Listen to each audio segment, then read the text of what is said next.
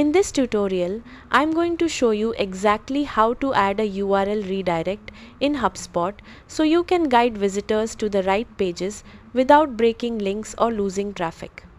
Start by logging into your HubSpot account and heading to the settings area. Look for the gear icon in the top navigation bar and click it. This is where all your backend configurations live. Once you're in settings, look over to the left sidebar and scroll down until you find content.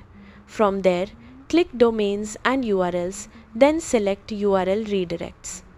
This section is your control center for managing all redirects on your site. Now, in the top right corner, click Add URL Redirect. A panel will open where you'll set everything up. First, enter the original URL path.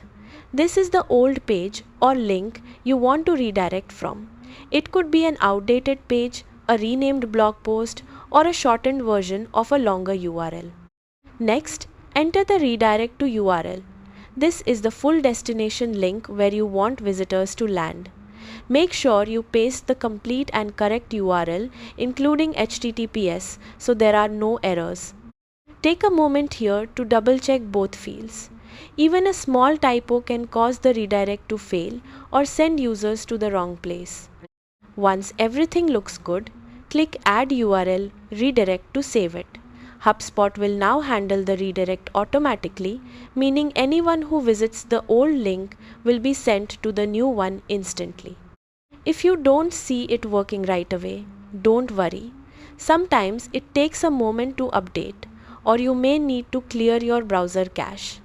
A quick way to test is by opening the old URL in an incognito or private window. And that's it.